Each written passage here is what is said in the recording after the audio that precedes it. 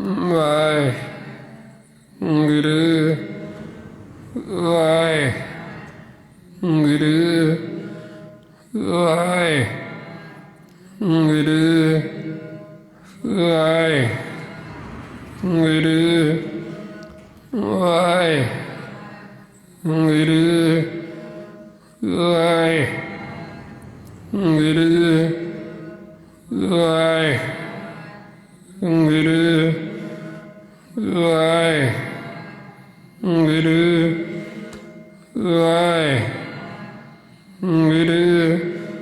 ਵਾਹਿਗੁਰੂ ਵਾਹਿਗੁਰੂ ਵਾਹਿਗੁਰੂ ਵਾਹਿਗੁਰੂ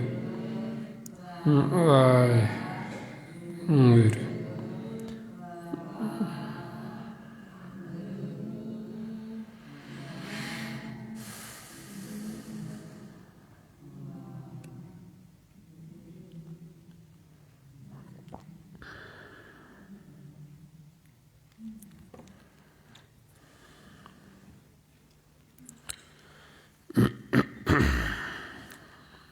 ਵਾਹਿਗੁਰੂ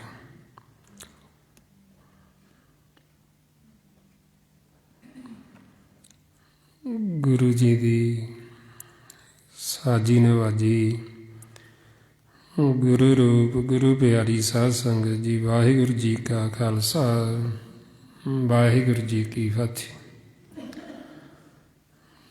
ਗੁਰਮੁਖ ਪਿਆਰਿਓ, ਜੋ ਅੱਜ ਦਾ ਦਿਹਾੜਾ ਹੈ, ਧੰਨ ਧੰਨ ਸ਼੍ਰੀ ਗੁਰੂ ਗੋਬਿੰਦ ਸਿੰਘ ਜੀ ਮਹਾਰਾਜ, ਉਹਨਾਂ ਦੇ ਵੱਡੇ ਸਾਹਿਬਜ਼ਾਦੇ ਬਾਬਾ ਅਜੀਤ ਸਿੰਘ ਅਤੇ ਬਾਬਾ ਜੁਝਾਰ ਸਿੰਘ, ਉਹਨਾਂ ਦੀ ਸ਼ਹਾਦਤ ਨੂੰ ਆਵਾ ਕੋਟ ਕੋਟ ਪ੍ਰਣਾਮ ਕਰਦੇ। ਮਹਾਰਾਜ ਸੱਚੇ ਪਾਤਸ਼ਾਹ ਆਪਾਂ ਨੂੰ ਗੁਰਬਾਣੀ ਗੁਰੂ ਦੁਆਰਾ ਜੋ ਭੇਜ ਦਿੰਦੇ, ਜਿਵੇਂ ਉਹਨਾਂ ਨੇ ਬਾਹਰ ਯੁੱਧ ਕੀਤਾ, ਬਾਹਰ ਜੰਗ ਕੀਤੀ, ਉਸੇ ਤਰ੍ਹਾਂ ਹੀ ਇਹ ਸਾਰਾ ਖੇਲ ਆਪਣੇ ਅੰਦਰ ਦਾ ਤੇ ਉਹ ਉਹਨਾਂ ਨੇ ਦ੍ਰਿਸ਼ਟ ਮਾਨ ਦੇ ਵਿੱਚ ਬਾਹਰ ਪ੍ਰਗਟ ਕੀਤਾ। ਜਿਵੇਂ ਗੁਰੂ ਗੋਬਿੰਦ ਸਿੰਘ ਜੀ ਮਹਾਰਾਜ ਉੱਚੀ ਸਥਾਨ 'ਤੇ ਬੈਠ ਕੇ ਕੱਚੀ ਗੜੀ ਦੇ ਵਿੱਚ ਉਹ ਦੇਖਦੇ ਵੀ ਕਿਵੇਂ ਸਾਹਿਬਜ਼ਾਦੇ ਯੁੱਧ ਕਰਦੇ, ਕਿਵੇਂ ਜੰਗ ਕਰਦੇ। ਹੁਣ ਇਸੇ ਤਰ੍ਹਾਂ ਹੀ ਸਾਡਾ ਮਨ, ਜਦੋਂ ਅਸੀਂ ਇਹ ਯੁੱਧ ਕਰਦੇ ਅੰਦਰ ਦਾ, ਸਾਡੇ ਅੰਦਰ ਹੀ ਉੱਚੇ ਥਾਂ 'ਤੇ ਬੈਠ ਕੇ ਮਾਲਕ ਇਸ ਫਿਰ ਯੁੱਧ ਨੂੰ ਦੇਖਦੇ। ਜਦੋਂ ਇਹ ਯੁੱਧ ਹੁੰਦਾ, ਫਿਰ ਆਪਣੇ ਅੰਦਰ ਗਗਨ ਦੇ ਵਿੱਚ ਦਮਾਮਾ ਵੱਜਦਾ, ਜਿਵੇਂ ਆਪਾਂ ਯੁੱਧ ਹੀ ਦੇਖਦੇ ਗੁਰਮੁਖ ਨਗਾਰਾ ਵਜਾਉਂਦੇ ਬਾਹਰ, ਉਹ ਫਿਰ ਆਪਣੇ ਅੰਦਰ ਵੱਜਦੇ ਸਾਜ਼ ਅਤੇ ਮਾਲਕ ਉੱਪਰ ਗਗਨ ਦੇ ਵਿੱਚ ਬੈਠ ਕੇ ਇਹ ਥਿਰ ਕਰਦੇ, ਇਹ ਦੇਖਦੇ ਖੇਲ। ਜਿਸ ਵਰਤਾਏ ਫਿਰ ਬਾਬਾ ਕਬੀਰ ਜੀ ਦੱਸਦੇ, ਕਿਉਂਕਿ ਬਾਬਾ ਕਬੀਰ ਜੀ ਨੇ ਕੋਈ ਬਾਹਰੀ ਯੁੱਧ ਨਹੀਂ ਕੀਤਾ, ਉਹਨਾਂ ਨੇ ਕਦੇ ਕਿਸੇ ਨਾਲ, ਉਹਨਾਂ ਨੇ ਤਲਵਾਰ ਨਹੀਂ ਚੁੱਕੀ। ਹੁਣ ਉਹਨਾਂ ਦਾ ਇਹ ਸ਼ਬਦ ਹੈ ਅਤੇ ਉਹ ਕਿਹੜੇ ਯੁੱਧ ਦੀ ਗੱਲ ਕਰਦੇ, ਉਹ ਫਿਰ ਸਾਡੇ ਜਿਹੜਾ ਅੰਦਰ ਦਾ ਉਹਦੀ ਗੱਲ ਕਰਦੇ। ਮਾਰੇ ਫਰਮਾਉਂਦੇ ਗਗਨ ਦਮਾਮਾ ਬਾਜਿਓ, ਪਰਿਓ ਨਿਸ਼ਾਨੇ ਘਾਉ ਖੇਤ ਜੋ ਮਾਂਡਿਓ ਸੂਰਮਾ ਆਪ ਜੂਝਣ ਕੋ ਦਾਉ ਸੂਰਾ ਸੋ ਪਹਿਚਾਨੀਏ ਜੋ ਲੜੇ ਦੀਨ ਕੇ ਹੇਤ ਪੁਰਜਾ ਪੁਰਜਾ ਕੱਟ ਮਰੇ ਕਬੂ ਨਾ ਛਾਡੇ ਖੇਤ। ਹੁਣ ਭਗਤ ਕਬੀਰ ਜੀ ਨੇ ਬਾਹਰ ਤਾਂ ਕਦੇ ਕਿਸੇ ਨਾਲ ਯੁੱਧ ਕੀਤਾ ਨਹੀਂ, ਉਹਨਾਂ ਨੇ ਕਦੇ ਤਲਵਾਰ ਨਹੀਂ ਚੁੱਕੀ, ਸ਼ਾਸਤਰ ਨਹੀਂ ਚੁੱਕੇ, ਉਹਨਾਂ ਦਾ ਹੀ ਸ਼ਬਦ ਸੀ। ਹੁਣ ਉਹ ਫਿਰ ਕਿਹੜੇ ਯੁੱਧ ਦੀ ਗੱਲ ਕਰਦੇ, ਉਹ ਫਿਰ ਦੱਸਦੇ ਵੀ ਆਪਣੇ ਅੰਦਰ ਗਗਨ ਦੇ ਵਿੱਚ ਉਹ ਦਮਾਮਾ ਵੱਜਦਾ ਅਤੇ ਮਾਲਕ ਬੈਠ ਕੇ ਫਿਰ ਦੇਖਦਾ ਅਤੇ ਇਹ ਖੇਤ ਕਿਹੜਾ, ਇਸ ਸਰੀਰ ਨੂੰ ਖੇਤ ਕਹਿੰਦੇ। ਇਹਦੇ ਅੰਦਰ ਫਿਰ ਯੁੱਧ ਚੱਲਦਾ ਇਹਨਾਂ ਪੰਜਾਂ ਦੇ ਨਾਲ। ਉਧਰੋਂ ਮਾਨੇ ਅਤੇ ਉਧਰ ਇਹਨੇ ਕਾਲ ਦੀ ਫੌਜ। ਹੁਣ ਇਸੇ ਤਰ੍ਹਾਂ ਹੀ ਜਿਵੇਂ ਆਪਣੇ ਅੰਦਰ ਚੱਲਦਾ, ਗੁਰਮੁਖਾਂ ਨੇ ਪਹਿਲਾਂ ਅੰਦਰੋਂ ਇਹ ਖੇਲ ਨੂੰ ਜਿੱਤਿਆ,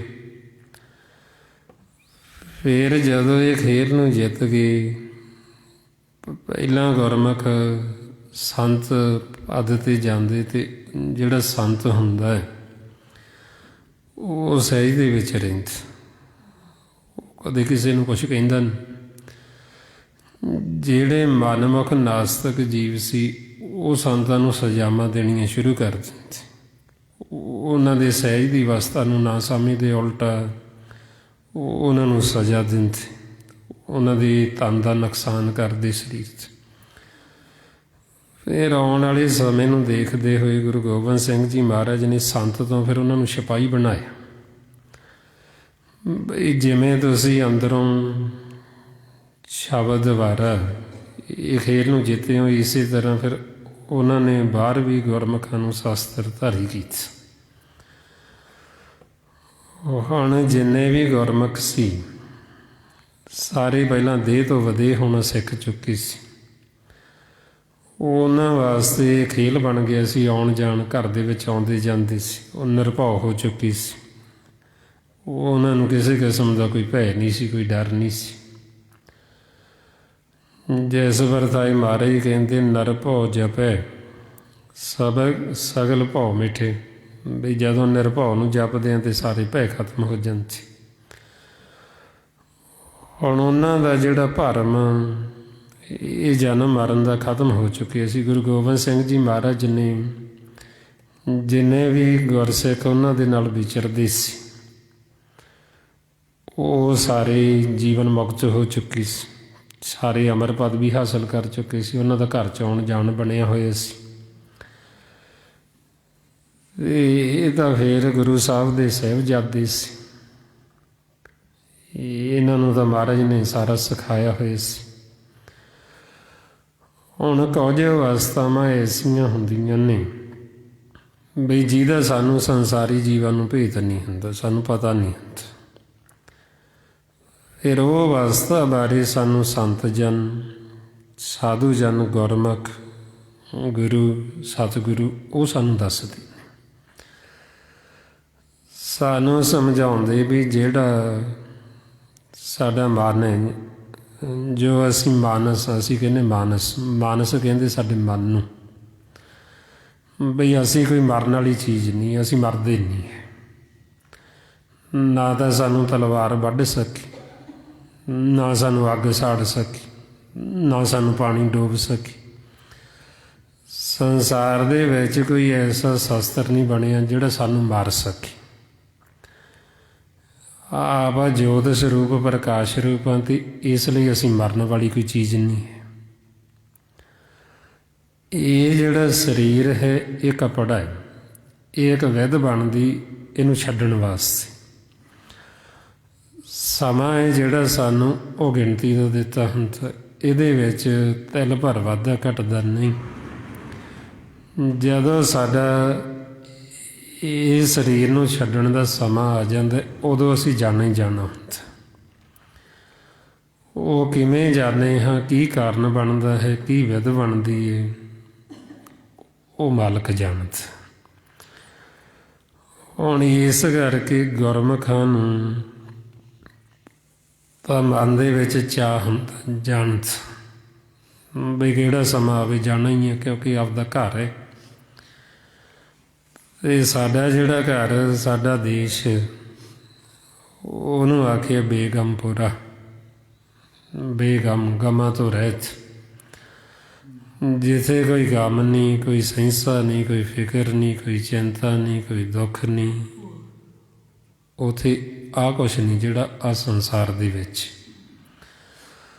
ਉੱਥੇ ਆਪਾਂ ਨੂੰ ਕੋਈ ਆ ਕਰਮ ਨਹੀਂ ਕਰਨਾ ਪੈਂਦਾ ਜਿਹੜਾ ਆਪਾਂ ਸੰਸਾਰ ਦੇ ਵਿੱਚ ਇੱਥੇ ਆ ਕੇ ਕਰਦੇ ਹਾਂ ਨਾ। ਉੱਥੇ ਸਾਨੂੰ ਇਹ ਕਿਰਤ ਕਰਨ ਦੀ ਲੋੜ ਨਹੀਂ, ਉੱਥੇ ਸਾਨੂੰ ਇਹ ਕੰਮ ਨਹੀਂ ਕਰਨੇ ਪੈਂਦੇ। ਉੱਥੇ ਤਾਂ ਆਪਾਂ ਮਾਤਾ ਪਿਤਾ ਕੋਲ ਹੁੰਦੇ ਅਤੇ ਉੱਥੇ ਆਨੰਦ ਹੀ ਆਨੰਦ, ਸੁੱਖ ਹੀ ਸੁੱਖ। ਤਾਂ ਕਰਕੇ ਫਿਰ ਉਹਨੂੰ ਕਹਿੰਦੇ ਬੇਗਮਪੁਰਾ ਸ਼ਹਿਰ ਕੋ ਨਾਓ। ਜੇ ਅਸੀਂ ਇੱਕ ਵਾਰ ਉਹ ਬੇਗਮਪੁਰੇ ਚਲੇ ਜਾਈਏ, ਉੱਥੇ ਦਾ ਆਨੰਦ, ਉੱਥੇ ਦਾ ਸੁੱਖ ਦੇਖ ਲਈਏ, ਫਿਰ ਸਾਡਾ ਇੱਥੇ ਚਿੱਤ ਨਹੀਂ ਲੱਗਦਾ। ਜਿਵੇਂ ਆਪਾਂ ਸੰਸਾਰ 'ਚ ਦੇਖਦੇ ਹਾਂ ਨਾ, ਕਈ ਜੀਵ ਉਦਾਹਰਨ ਦੇ ਤੌਰ 'ਤੇ ਵੀ ਉਹ ਬਾਹਰ ਮੁਲਕਾਂ 'ਚ ਚਲੇ ਜਾਂਦੇ, ਪ੍ਰਦੇਸ਼ਾਂ ਦੇ ਵਿੱਚ। ਉਹ ਫਿਰ ਉੱਥੇ ਦੀਆਂ ਸੁੱਖ ਸਹੂਲਤਾਂ, ਹਾਲਾਂਕਿ ਹੈ ਉੱਥੇ ਵੀ ਦੁੱਖ ਹੀ ਹੈ, ਸੁੱਖ ਨਹੀਂ ਹੈ ਉੱਥੇ। ਪਰ ਉਹ ਸੰਸਾਰੀ ਜੀਵ ਜਿਹੜਾ, ਉਹਨੂੰ ਲੱਗਦਾ ਵੀ ਸ਼ਾਇਦ ਉੱਥੇ ਵੱਧ ਸੁੱਖ ਹੈ ਇੱਥੇ ਨਾਲ। ਉਹ ਫਿਰ ਉੱਥੇ ਦੀ ਗੱਲ ਇੱਥੇ ਆ ਕੇ ਦੱਸਦੇ, ਅਤੇ ਉਹਨਾਂ ਦੇ ਇੱਥੇ ਆ ਕੇ ਚਿੱਤ ਨਹੀਂ ਲੱਗਦਾ। ਉਹ ਕਹਿੰਦੇ ਵੀ ਸਾਡਾ ਜੀਅ ਨਹੀਂ ਲੱਗਦਾ ਇੱਥੇ, ਅਸੀਂ ਤਾਂ ਉੱਥੇ ਹੀ ਵਧੀਆ। ਔਰ ਇਸੇ ਤਰ੍ਹਾਂ ਹੀ ਜਦੋਂ ਅਸੀਂ ਆਪਦੇ ਦੇਸ਼ ਚਲੇ ਗਏ, ਅਸੀਂ ਉੱਥੇ ਦਾ ਆਨੰਦ ਲੈ ਲਿਆ, ਸੁੱਖ ਲੈ ਲਿਆ। ਫਿਰ ਜਦੋਂ ਅਸੀਂ ਇੱਥੇ ਆਵਾਂਗੇ, ਫਿਰ ਸਾਡੇ ਮਨ 'ਚ ਇਹ ਇੱਛਾ ਬਣੀ ਰਹਿੰਦੀ ਵੀ ਕਿਹੜਾ ਵੇਲਾ ਹੋਵੇ ਚਲੇ ਜਾਈਏ ਇੱਥੋਂ ਬਸ। ਬਈ ਕਦੋਂ ਸਮਾਂ ਆਵੇ, ਜਾਣਾ ਤਾਂ ਰੋਜ਼ ਹੀ ਜਾਂਦੇ ਗੁਰਮੁਖ, ਪਰ ਇੱਕ ਸਮਾਂ ਆਉਣਾ ਵੀ ਸਦਾ ਲਈ ਚਲੇ ਜਾਣ, ਮੁੜ ਕੇ ਨਹੀਂ ਆਉਣਾ ਪੈਣਾ ਇੱਥੇ, ਦੁਬਾਰਾ ਆਉਣਾ ਹੀ ਨਹੀਂ ਕਿਤੇ। ਉਹ ਤਾਂ ਕਰਕੇ ਫਿਰ ਉਹਨਾਂ ਗੁਰਮੁਖਾਂ ਦੇ ਮਨ ਦੇ ਵਿੱਚ ਚਾਅ ਹੁੰਦਾ, ਖੁਸ਼ੀ ਹੁੰਦੀ ਬਈ ਜਿਨ੍ਹਾਂ ਨੇ ਆਪਦੇ ਘਰ ਦਾ ਸੁੱਖ ਆਨੰਦ ਮਾਣੇ। ਇਸ ਅਵਸਥਾ 'ਚ ਮਹਾਰਾਜ ਕਹਿੰਦੇ, ਕਬੀਰ ਜਿਸ ਮਰਨੇ ਤੇ ਜਗ ਡਰੇ, ਮੇਰੇ ਮਨ ਆਨੰਦ ਮਰਨੇ ਹੀ ਤੇ ਪਾਈਏ ਪੂਰਨ ਪਰਮਾਨੰਦ। ਬਈ ਸੰਸਾਰ ਤਾਂ ਮਰਨ ਤੋਂ ਡਰਦਾ ਵੀ ਕਿਤੇ ਮੌਤ ਆਈ ਨਾ ਜਾਵੇ, ਪਰ ਜਿਹੜੇ ਗੁਰਮੁਖ ਉਹਨਾਂ ਦੇ ਮਨ 'ਚ ਚਾਅ ਹੈ ਜਾਣਤ ਵੀ ਇਹਦਾ ਕੱਪੜਾ ਹੈ, ਕੱਪੜਾ ਲਾ ਕੇ ਤੇ ਆਪਦੇ ਘਰ ਜਾ ਬੈਠਣਾ ਇੱਥੇ। ਬਈ ਸਦਾ ਵਾਸਤੇ ਮਾਲਕ ਦੇ ਵਿੱਚ ਲੀਨ ਹੋ ਜਾਣਾ ਅਤੇ ਜੋਤ ਦੇ ਵਿੱਚ ਜੋਤ ਮਿਲ ਜਾਣ, ਸਦਾ ਲਈ ਅਮਰ ਹੋ ਜਾਣ। ਸੋ ਇਸ ਵਾਸਤੇ ਜਿਹੜੇ ਗੁਰਮੁਖ ਸੀ, ਗੁਰਸਿੱਖ ਸਾਹਿਬਜ਼ਾਦੇ, ਉਹ ਨਿਰਭਉ ਹੋ ਚੁੱਕੇ ਸੀ। ਗੁਰੂ ਗੋਬਿੰਦ ਸਿੰਘ ਜੀ ਮਹਾਰਾਜ ਨੇ ਉਹਨਾਂ ਨੂੰ ਇਹ ਸਾਰਾ ਸਿਖਾ ਦਿੱਤਾ ਸੀ। ਜਨਮ ਮਰਨ ਤੋਂ ਰਹਿਤ ਹੋ ਚੁੱਕੀ ਸੀ, ਘਰ ਦੇ ਵਿੱਚ ਆਉਣ ਜਾਣਾ ਸੀ, ਬੇਗਮਪੁਰੇ ਸ਼ਹਿਰ ਦੇ ਵਿੱਚ ਜਾਂਦੀ ਸੀ। ਹੁਣ ਤਾਂ ਕਰਕੇ ਫਿਰ ਉਹਨਾਂ ਵਾਸਤੇ ਇੱਕ ਖੇਲ ਸੀ, ਆਵਣ ਜਾਵਣ ਇੱਕ ਖੇਲ ਬਣਾਇਆ, ਆਗਿਆਕਾਰੀ ਕੀਨੀ ਮਾਇਆ। ਹੁਣ ਜਿਹੜੇ ਦੂਸਰੇ ਜੀਵ ਸੀ, ਜਿਹੜੇ ਨਹੀਂ ਇਹ ਖੇਲ ਨੂੰ ਸਮਝਦੇ, ਜਿਨ੍ਹਾਂ ਨੇ ਨਹੀਂ ਸੰਗਤ ਕੀਤੀ, ਉਹ ਸਮਝਦੇ ਸੀ ਵੀ ਇਹਨਾਂ ਨੂੰ ਅਸੀਂ ਖਤਮ ਕਰ ਦਾਂਗੇ, ਬਈ ਇਹਨਾਂ ਨੂੰ ਅਸੀਂ ਮਾਰ ਦਿਆਂਗੇ। ਪਰ ਮਹਾਰਾਜ ਕਹਿੰਦੇ ਬਈ ਜਿਹੜੇ ਗੁਰਮੁਖ ਉਹ ਤਾਂ ਕਦੇ ਮਰਦੇ ਹੀ ਨਹੀਂ, ਉਹ ਤਾਂ ਸਦਾ ਲਈ ਅਮਰ ਹੋ ਜਾਂਦੇ। ਉਹ ਤਾਂ ਸਿਰਫ ਆ ਦੇਹ, ਦੇਹ ਦਾ ਇੱਕ ਦਿਨ ਛੱਡਣੀ, ਜਿਹਦਾ ਸਮਾਂ ਆ ਗਿਆ ਉਹਨੇ ਜਾਣਾ ਹੀ ਜਾਣਾ ਇੱਥੋਂ। ਮਹਾਰਾਜ ਇਸ ਲਈ ਫਰਮਾਉਂਦੇ, ਬ੍ਰਹਮ ਗਿਆਨੀ ਸਦ ਜੀਵੇ ਨਹੀਂ ਮਰਤਾ, ਵੀ ਗੁਰਮੁਖ ਕਦੇ ਮਰਦੇ ਨਹੀਂ ਹੈ। ਉਹ ਤਾਂ ਇਹ ਕੱਪੜਾ ਲਾ ਕੇ ਉਹ ਸਦਾ ਵਾਸਤੇ ਮਾਲਕ ਦੇ ਵਿੱਚ ਲੀਨ ਹੋ ਜਾਂਦੀ, ਪਰਮਾਤਮਾ ਦੇ ਵਿੱਚ ਸਮਾ ਜਾਂਦੀ। ਸੋ ਤਾਂ ਫਿਰ ਆਪਾਂ ਨੂੰ ਕੁਝ ਐਸੀਆਂ ਅਵਸਥਾਵਾਂ ਹੁੰਦੀਆਂ ਵੀ ਜਿਹਦਾ ਸਾਨੂੰ ਆਪਦੇ ਆਪ ਭੇਤ ਨਹੀਂ ਆਉਂਦਾ। ਫਿਰ ਸਾਨੂੰ ਗੁਰਬਾਣੀ, ਗੁਰੂ ਵਿੱਚ ਗੁਰੂ ਸਾਹਿਬਾਨਾਂ ਨੇ, ਭਗਤਾਂ ਨੇ, ਸਾਧੂਆਂ ਨੇ, ਸੰਤਾਂ ਨੇ ਇਹ ਸਾਨੂੰ ਸਮਝਾਇਆ, ਸਾਨੂੰ ਭੇਤ ਦਿੱਤਾ। ਬਈ ਆਪਾਂ ਵੀ ਸਾਰੇ ਕੋਈ ਮਰਨ ਵਾਲੀ ਚੀਜ਼ ਨਹੀਂ ਹੈ, ਅਸੀਂ ਮਰਦੇ ਨਹੀਂ ਹੈ। ਜ਼ਿਆਦਾ ਮਰਨ ਕੱਪੜਾ ਬਦਲ ਜਾਂਦਾ, ਅੱਗੇ ਨੂੰ ਆਕਾਰ ਹੋਰ ਦੇ ਦਿੰਦੇ, ਹੋਰ ਜੂਨ 'ਚ ਪਾ ਦਿੰਦੇ। ਜਾਂ ਅਸੀਂ ਜੇ ਹੁਣ ਸੱਚ ਦੀ ਅਰਾਧਨਾ ਕੀਤੀ, ਮਾਲਕ ਦੀ, ਉਹਨੂੰ ਮਿਲੇ ਹਾਂ ਅਤੇ ਅਸੀਂ ਮਾਲਕ ਦੇ ਵਿੱਚ ਸਮਾ ਜਾਂਦੇ। ਤਾਂ ਫਿਰ ਆਪਾਂ ਨੂੰ ਸਮਝਾਉਂਦੇ ਵੀ ਆਪਾਂ ਕੋਈ ਮਰਨ ਵਾਲੀ ਚੀਜ਼ ਨਹੀਂ ਹੈ। ਮਨ ਹੈ ਜਿਹੜਾ, ਇਹ ਸਾਡਾ ਜੋਤ ਸਰੂਪ, ਪ੍ਰਕਾਸ਼ ਰੂਪ ਹੈ। ਇਸ ਲਈ ਮਨ ਨੂੰ ਸਮਝਾਉਂਦੇ, ਮਨ ਤੂੰ ਜੋਤ ਸਰੂਪ ਹੈ, ਆਪਣਾ ਮੂਲ ਪਛਾਣ। ਬਈ ਮਨ ਹੁਣ ਜੋਤ ਸਰੂਪ, ਪ੍ਰਕਾਸ਼ ਰੂਪ ਹੈ, ਅਤੇ ਉਹ ਪ੍ਰਕਾਸ਼ ਨੂੰ ਵੱਢਿਆ ਨਹੀਂ ਜਾ ਸਕਦਾ। ਉਹ ਪ੍ਰਕਾਸ਼ ਨੂੰ ਸੰਸਾਰੀ ਸ਼ਾਸਤਰ ਨਹੀਂ ਕੱਟ ਸਕਦਾ। ਜੇ ਅਸੀਂ ਆਖੀਏ ਵੀ ਇਹ ਤਲਵਾਰ ਦੇ ਨਾਲ ਮਨ ਨੂੰ ਵੱਢ ਦਿਆਂਗੇ, ਉਹ ਨਹੀਂ ਵੱਢਿਆ ਜਾਂਦਾ। ਪ੍ਰਕਾਸ਼ ਰੂਪ ਹੈ, ਜੋਤ ਸਰੂਪ। ਜੇ ਅਸੀਂ ਆਖੀਏ ਵੀ ਉਹਨੂੰ ਅੱਗ ਨਾਲ ਸਾੜ ਦਾਂਗੇ, ਉਹ ਨਹੀਂ ਛੱਡਦਾ ਅੱਗ ਨਾਲ ਦ੍ਰਿਸ਼ਟ ਮਨ। ਸੋ ਇਸ ਵਾਸਤੇ ਫਿਰ ਉਹ ਜਿਹੜੇ ਜੀਵ ਸੀ, ਬਈ ਉਹ ਸਮਝਦੇ ਸੀ ਦੂਸਰੇ ਵੀ ਇਹਨਾਂ ਨੂੰ ਅਸੀਂ ਖਤਮ ਕਰ ਦਿਆਂਗੇ, ਇਹਨਾਂ ਨੂੰ ਅਸੀਂ ਸਜ਼ਾਵਾਂ ਦੇਵਾਂਗੇ, ਬਈ ਇਹ ਡਰ ਜਾਣਗੇ। ਅਤੇ ਜਿਹੜੇ ਗੁਰਮੁਖ ਉਹ ਕਿੱਥੋਂ ਡਰਦੇ, ਜਿਹੜੇ ਨਿਰਭਉ ਹੋ ਚੁੱਕੇ, ਜਿਨ੍ਹਾਂ ਨੇ ਜਿਉਂਦੇ ਜੀ ਮਰਨਾ ਸਿੱਖ ਲਿਆ, ਅਤੇ ਉਹਨਾਂ ਨੂੰ ਅਸੀਂ ਮੌਤ ਦਾ ਡਰਾਵਾ ਨਹੀਂ ਦੇ ਸਕਦੇ। ਉਹਨਾਂ ਵਾਸਤੇ ਤਾਂ ਖੇਲ ਹੈ। ਅਸੀਂ ਉਹਨਾਂ ਨੂੰ ਆਖੀਏ ਵੀ ਤੁਹਾਨੂੰ ਮਾਰ ਦਿਆਂਗੇ, ਅਤੇ ਉਹ ਕਹਿੰਦੇ ਤੁਸੀਂ ਮਾਰ ਹੀ ਨਹੀਂ ਸਕਦੇ। ਬਈ ਇਹ ਜਿਹੜਾ ਖੇਲ ਹੈ, ਇਹ ਜਨਮ ਅਤੇ ਮੌਤ, ਆਉਣਾ ਜਾਣਾ, ਇਹ ਮਾਲਕ ਦੇ ਵੱਸ ਹੈ, ਉਹਨੇ ਆਪਦੇ ਹੱਥ ਰੱਖਿਆ ਹੋਏ। ਜਦ ਤੱਕ ਤਾਂ ਸਾਡਾ ਸਮਾਂ ਹੈਗਾ, ਸਾਨੂੰ ਕੋਈ ਮਾਰ ਨਹੀਂ ਸਕਦਾ। ਜਦ ਤੱਕ ਮਾਲਕ ਆਪ ਨਹੀਂ ਸਵਾਸ ਕੱਢਦਾ, ਉਹਨਾਂ ਸਮਾਂ ਕੋਈ ਕਿਸੇ ਨੂੰ ਮਾਰ ਨਹੀਂ ਸਕਦਾ। ਹੱਥ ਦੇ ਕੇ ਰੱਖ ਲੈਂਦਾ ਮਾਲਕ। ਮਹਾਰਾਜ ਇਸ ਲਈ ਫਰਮਾਉਂਦੇ, ਜਿਸ ਕੇ ਸਾਸ ਨ ਕੱਢ ਤਾਪ, ਤਾਕ ਰੱਖਤ ਦੇ ਕਰ ਹੱਥ। ਬਈ ਜਿਹਦੇ ਸਵਾਸ ਮੈਂ ਖੁਦ ਨਹੀਂ ਕੱਢਦਾ, ਉਹਨੂੰ ਮੈਂ ਹੱਥ ਦੇ ਕੇ ਬਚਾ ਲੈਂਦਾ। ਇਸ ਲਈ ਮਹਾਰਾਜ ਕਹਿੰਦੇ ਵੀ ਬੰਦੇ ਦੇ ਕੋਈ ਹੱਥ ਵੱਸ ਨਹੀਂ ਹੈ। ਮਹਾਰਾਜ ਕਹਿੰਦੇ, ਮਾਰੇ ਰਾਖੇ ਇੱਕੋ ਆਪ, ਮਾਨਕ ਕੇ ਕਿਛ ਨਾਹੀਂ ਹੱਥ। ਬਈ ਮਾਰਨ ਵਾਲਾ ਅਤੇ ਰੱਖਣ ਵਾਲਾ ਉਹ ਮਾਲਕ ਹੈ, ਕਿਉਂਕਿ ਜਦ ਤੱਕ ਦਾ ਸਾਡਾ ਸਮਾਂ ਹੈ, ਉਹਨੇ ਸਾਨੂੰ ਰੱਖ ਹੀ ਲੈਣਾ। ਜਦੋਂ ਸਾਡਾ ਸਮਾਂ ਖਤਮ ਹੋ ਗਿਆ, ਫਿਰ ਸਾਨੂੰ ਜਾਣਾ ਹੀ ਪੈਣਾ। ਇਹ ਫਿਰ ਅਸੀਂ ਦੇਖਣਾ ਹੁੰਦਾ ਵੀ ਜਾਣਾ ਕਿੱਥੇ। ਬਈ ਸਮਾਂ ਤਾਂ ਇੱਕ ਦਿਨ ਸਾਡਾ ਖਤਮ ਹੋਣਾ ਹੀ ਹੋਣਾ, ਜਾਣਾ ਤਾਂ ਸਭ ਨਹੀਂ। ਮਹਾਰਾਜ ਕਹਿੰਦੇ, ਜੋ ਆਇਆ ਸੋ ਚੱਲ ਸੀ। ਸਭ ਕੋਈ ਆਈ ਵਾਰੀ ਹੈ, ਬਈ ਸਾਰਿਆਂ ਦੀ ਵਾਰੀ ਆਉਣੀ। ਜਿਹੜਾ ਆਇਆ ਉਹਨੇ ਜਾਣਾ ਵੀ। ਹੁਣ ਜਾਣ ਦੇ ਵਿੱਚ ਅੰਤਰ ਹੈ, ਫਰਕ ਹੈ। ਜਾਂਦੇ ਗੁਰਮੁਖ ਵੀ ਨੇ, ਜਾਂਦਾ ਮਨਮੁਖ ਵੀ ਹੈ। ਮਨਮੁਖ ਜਦੋਂ ਜਾਂਦਾ, ਉਹਦਾ ਜਾਣਾ ਹੋਰ ਹੈ। ਗੁਰਮੁਖ ਨੇ ਉਹ ਜਦੋਂ ਜਾਂਦੇ, ਉਹਨਾਂ ਦਾ ਜਾਣਾ ਹੋਰ ਹੈ। ਹੁਣ ਗੁਰਮੁਖ ਜਦੋਂ ਜਾਂਦੇ, ਉਹ ਤਾਂ ਸਦਾ ਵਾਸਤੇ ਮਾਲਕ ਦੇ ਵਿੱਚ ਸਮਾ ਜਾਂਦੇ, ਕਿਉਂਕਿ ਉਹਨਾਂ ਨੇ ਜਿਉਂਦੇ ਜੀ ਇਹ ਸਿੱਖ ਲਿਆ। ਜਿਹੜਾ ਮਨਮੁਖ ਹੈ, ਉਹ ਵਾਪਸ ਜੂਨਾਂ 'ਚ ਮੁੜ ਜਾਂਦਾ। ਤਾਂ ਮਹਾਰਾਜ ਕਹਿੰਦੇ ਵੀ ਜਿਹੜੇ ਗੁਰਮੁਖ ਨੇ, ਸੰਤ ਨੇ, ਜਦੋਂ ਉਹ ਜਾਂਦੇ ਵੀ ਉਹਨਾਂ ਨੂੰ ਕੀ ਰੋਣਾ, ਉਹ ਤਾਂ ਆਪਦੇ ਘਰ ਚਲੇ ਗਏ। ਜਿਵੇਂ ਸਾਹਿਬਜ਼ਾਦੇ ਸੀ, ਉਹ ਤਾਂ ਆਪਦੇ ਘਰ ਚਲੇ ਗਏ। ਮਹਾਰਾਜ ਕਹਿੰਦੇ ਵੀ ਰੋਣਾ ਤਾਂ ਮਨਮੁਖ ਨੂੰ ਹੁੰਦਾ, ਵੀ ਜਿਹੜਾ ਵਾਰ-ਵਾਰ ਜੂਨਾਂ ਦੇ ਵਿੱਚ ਜੰਮਦਾ ਮਰਦਾ। ਫਿਰ ਇਸ ਲਈ ਫਰਮਾਉਂਦੇ, ਕਬੀਰ ਸੰਤ ਮੂਏ ਕਿਆ ਰੋਈਏ, ਜੋ ਆਪਣੇ ਗ੍ਰਹਿ ਜਾਏ। ਰੋਵੋ ਸਾਗਤ ਵਾਪੜੇ, ਜੋ ਹਾਟੇ ਹੱਟ ਬਕਾਈ। ਬਈ ਗੁਰਮੁਖਾਂ ਨੂੰ ਕੀ ਰੋਣਾ, ਉਹ ਤਾਂ ਆਪਦੇ ਘਰ ਚਲੇ ਗਏ। ਉਹਨਾਂ ਨੇ ਤਾਂ ਇੱਕ ਕੱਪੜਾ ਇਹ ਦੇਹ ਨੂੰ ਛੱਡਿਆ ਅਤੇ ਆਪਦੇ ਸਦਾ ਵਾਸਤੇ ਮੂਲ ਦੇ ਵਿੱਚ ਸਮਾ ਕੇ ਉਹਨਾਂ ਦੀ ਜੋਤ ਦੇ ਵਿੱਚ ਜੋਤ ਮਿਲ ਗਈ, ਜਿਸ ਵਰਤਾਏ ਮਹਾਰਾਜ ਕਹਿੰਦੇ ਜੋਤੀ ਜੋਤ ਰਲੀ ਸੰਪੂਰਨ ਥੀਆ ਰਾਮ। ਵੀ ਉਹ ਤਾਂ ਪੂਰੇ ਹੋ ਗਏ, ਜੋ ਚ ਜੋਤ ਮਿਲ ਗਈ ਤੇ ਸਦਾ ਲਈ ਅਮਰ ਹੋ ਗਈ।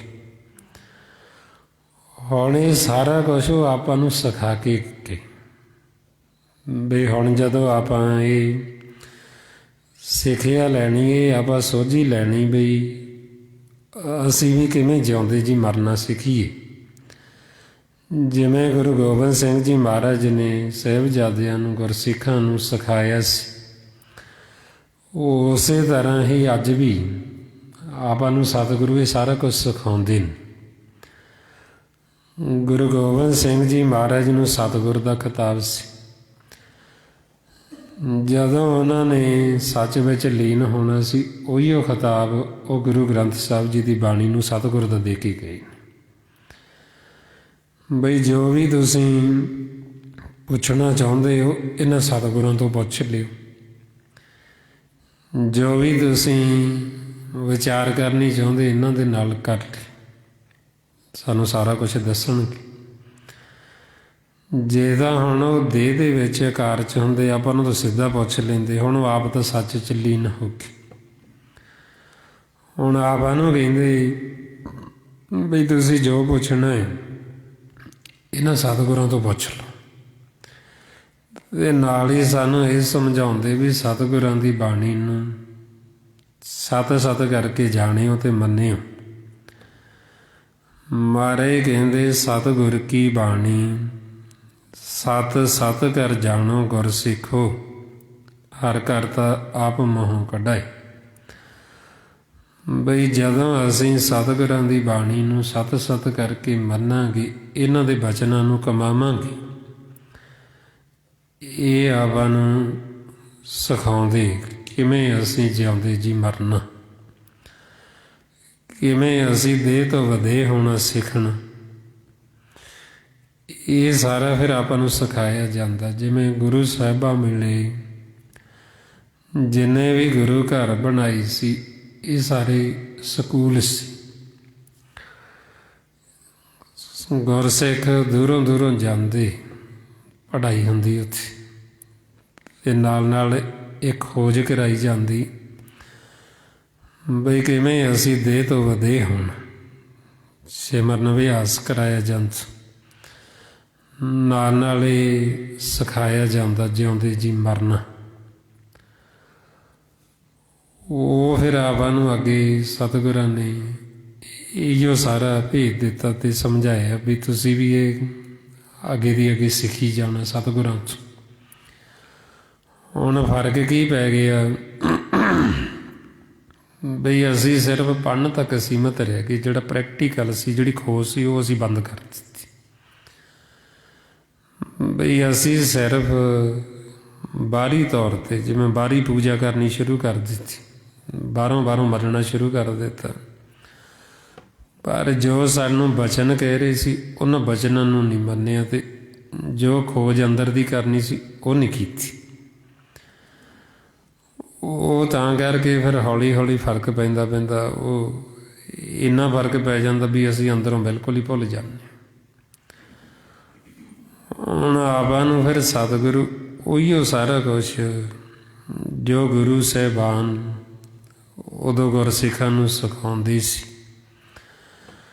ਉਹੀਓ ਫਿਰ ਸਾਰਾ ਕੁਛ। ਜਿਵੇਂ ਆਪਣਾ ਗੁਰਦੁਆਰਾ ਹੈ ਬ੍ਰਾਹਮਣ ਨਹੀਂ ਕਾ ਚਾਓ, ਭਾਈ ਸਾਹਿਬ ਭਾਈ ਸੇਵਾ ਸਿੰਘ ਜੀ ਧਰਮਾਲਾ ਗੁਰਮੁਖ ਜਨਾਂ ਨੇ ਉਹੀਓ ਸਾਰਾ ਕੁਛ ਫਿਰ ਸ਼ੁਰੂ ਕਰਾਇਆ। ਵੀ ਜਿਵੇਂ ਗੁਰੂ ਸਾਹਿਬ ਪ੍ਰੈਕਟੀਕਲ ਕਰਾਉਂਦੇ ਸੀ, ਵੀ ਉਹੀਓ ਜੀਵ ਦੂਰੋਂ ਦੂਰੋਂ ਆਉਣ, ਆ ਕੇ ਆਪਦੇ ਜੀਵਨ ਦਾ ਲਾਹਾ ਕੱਢਣ ਤੇ ਖੋਜ ਕਰਨ, ਤੇ ਜਿਉਂਦੇ ਜੀ ਅਸੀਂ ਕਿਵੇਂ ਮਰਨਾ, ਕਿਵੇਂ ਅਸੀਂ ਦੇਹ ਤੋਂ ਵਧੇ ਹੋਣਾ ਸਿੱਖਣਾ, ਕਿਵੇਂ ਅਸੀਂ ਆਪਦੇ ਘਰ ਦੇ ਵਿੱਚ ਆਉਣ ਜਾਣ ਬਣਾਉਣਾ।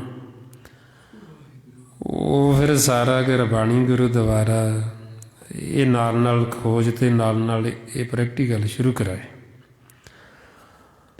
ਸੋ ਇਹੋ ਫਿਰ ਖੋਜ ਆਪਾਂ ਅੱਗੇ ਦੀ ਅੱਗੇ ਕਰ ਰਹੇ ਹਾਂ। ਵੀ ਆਪਣਾ ਜੋ ਖੋਜ ਕੇਂਦਰ ਹੈ ਵੀ ਜਿੱਥੋਂ ਅਸੀਂ ਸਿੱਖ ਕੇ ਸਾਰਾ ਭੇਤ ਲੈ ਕੇ ਇਹਦੇ ਅੱਗੇ ਆਪਾਂ ਖੋਜ ਕਰਨੀ ਅਤੇ ਆਪਦੇ ਘਰ ਜਾਣ, ਮਾਲਕ ਨਾਲ ਮਿਲਾਪ ਕਰਨਾ ਅਤੇ ਦੇਹ ਤੋਂ ਵਧੇਹ ਹੋ ਕੇ ਘਰ ਦੇ ਵਿੱਚ ਆਉਣ ਜਾਣ ਬਣਾਉਣਾ। ਹੁਣ ਇਸ ਵਾਸਤੇ ਜਿੰਨੇ ਵੀ ਗੁਰੂ ਘਰ ਨੇ, ਇਹ ਗੁਰੂ ਘਰ ਬਣਾਏ ਤਾਂ ਇਸ ਕਰਕੇ ਜਾਂਦੇ ਬਈ ਦੂਰੋਂ ਦੂਰੋਂ ਜੀਵ ਆਉਣ ਅਤੇ ਅਸੀਂ ਆਪਦੇ ਆਪੇ ਦੀ ਖੋਜ ਕਰੀਏ ਅਤੇ ਸਾਨੂੰ ਇਹ ਸਾਰਾ ਭੇਤ ਆਵੇ ਬਈ ਕਿਵੇਂ ਐਸੀ ਕਿਹੜੀ ਅਵਸਥਾ ਸੀ ਉਹਨਾਂ ਗੁਰਸਿੱਖਾਂ ਦੀ ਬਣੀ ਹੋਈ ਵੀ ਜਿਹੜਾ ਉਹ ਬਿਲਕੁਲ ਨਿਰਭਉ ਹੋ ਚੁੱਕੇ ਸੀ, ਉਹਨਾਂ ਨੂੰ ਕਿਸੇ ਕਿਸਮ ਦਾ ਕੋਈ ਡਰ ਹੀ ਨਹੀਂ ਸੀ ਬਈ ਉਹ ਕੋਈ ਚਿੰਤਾ ਕੋਈ ਫਿਕਰ ਨਹੀਂ ਸੀ। ਕਿਉਂਕਿ ਉਹਨਾਂ ਨੇ ਆਪਦੇ ਘਰ ਦੇ ਵਿੱਚ ਆਉਣ ਜਾਣ ਬਣਾਇਆ ਹੋਇਆ ਸੀ।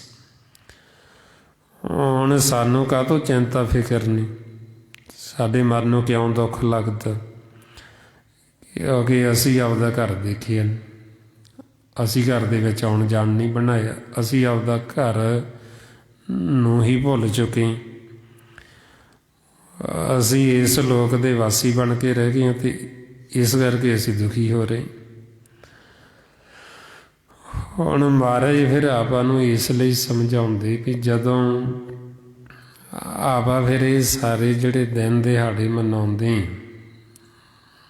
ਗੁਰੂ ਸਾਹਿਬਾਨਾਂ ਦੀ, ਸਾਹਿਬਜ਼ਾਦਿਆਂ ਦੀ, ਗੁਰਸਿੱਖਾਂ ਦੀ, ਇਹਨਾਂ ਤੋਂ ਅਸੀਂ ਇਹੋ ਸਿੱਖਿਆ ਲੈਣੀ ਵੀ ਇਸ ਅਵਸਥਾ ਦੇ ਵਿੱਚ ਉਹ ਕਿਵੇਂ ਗਏ, ਬਈ ਉਹਨਾਂ ਦੀ ਐਸੀ ਕਿਹੜੀ ਅਵਸਥਾ ਸੀ ਬਈ ਉਹ ਇੰਨੇ ਨਿਰਭਉ ਹੋ ਗਏ ਵੀ ਉਹਨਾਂ ਨੂੰ ਕਿਸੇ ਕਿਸਮ ਦਾ ਕੋਈ ਡਰ ਹੀ ਨਹੀਂ ਲੱਗੀ।